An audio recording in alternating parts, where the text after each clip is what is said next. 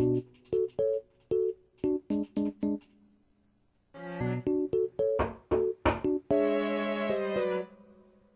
who that could be.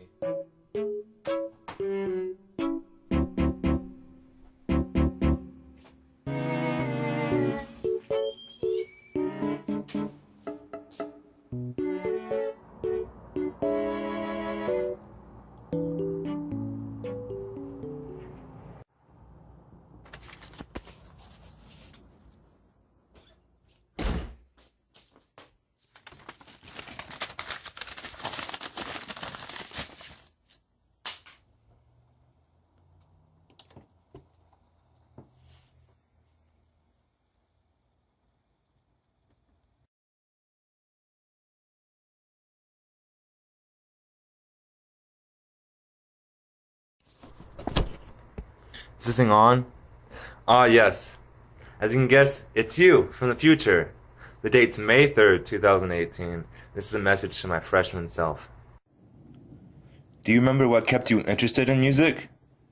It was that time during all-area marching where you had to march in a tornado. Now, being rained on wasn't very fun, but being able to create music with your band family was so special enough to keep you interested in music. Now, if you're wondering, yes, I'm still in music. I feel like music has always played an important role in my life, and I never regret switching to it. Now, if you're scared about switching from architecture to music, don't be. Now, I know the transition will be rough and it'll be a bumpy road switching, but it'll definitely be worth the effort. Like I mentioned earlier, the transition into music and becoming an educator is not easy. It's a very bumpy road. Now, there are several things you need to work on as a teacher in order to become the music educator that you strive to be. The first thing you need to focus on is your clarity of instructions. When you first start your teaching experiences, you have trouble making your instructions very clear and concise. Here's an example. Now I need another volunteer to help me write this on the board. Yes. You want to work? Now we're all going to sing the song and you notate the first 4 beats. Well, I'll help you. You can, actually, can you drive? Put it down for a second. Okay. Drive the notes to the beat. I'll help you. The first 4 beats. Wow, wow, wow. Let's do the first 4. Now, as you can tell, your instructions were not very clear. You correct yourself but end up wasting some instructional time doing so. Do not worry, these issues can be fixed by practicing your instructions beforehand. Remember, using 7 words or less is the goal.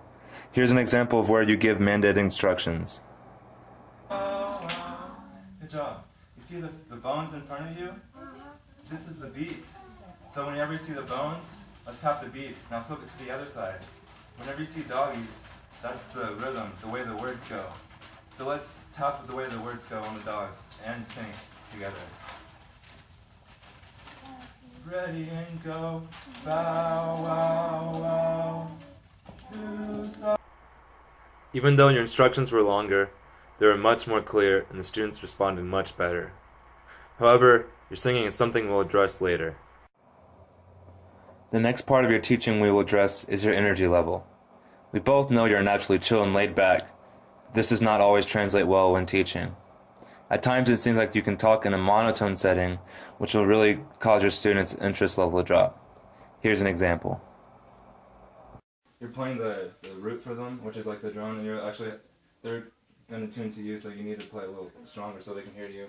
And also, even though this is F the whole time, we can still make it a little musical. So if you just have like F.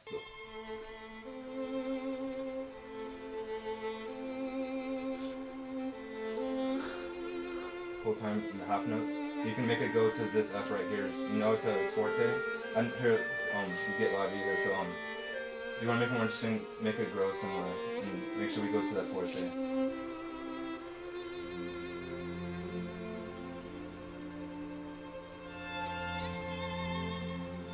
And that's for all of you too. I didn't hear too much dynamic difference. Since you are naturally like this, it is your job to make sure you bring the energy to rehearsal. One good quote to live by is fake it till you make it. If you bring the energy, most likely your students will have it too, and it will just lead to a better rehearsal experience for everyone. The last thing I'd like to address with you is your musicianship, mainly dealing with singing. I know you did not start out singing, but it is a skill every musician should have. Like other skills, it just comes with practice. Here's an instance where you give a different reference pitch almost every time you start. Wow, wow, wow. Whose daughter thou? Ready and go. Wow, wow, wow. Whose daughter thou? Ready and go. Bow, wow, wow. Ready and go. Bow, wow, wow. Whose daughter thou? Each starting pitch was different, and it did not set up the tonal center very well for the students. This could have been easily fixed in the moment if I just went up to the piano and played a note. Mrs. Allgate suggested after the lesson that I use a tuning fork so I could find the reference pitch easier. Also, if I just relax more, I'll enjoy the music and I'll actually sing better. Here's an example. If you hear this up, everyone might get a turn. Ready and go, doggy, doggy, where's your bone? Someone stole it from my home. Who stole the bone? Who stole the bone?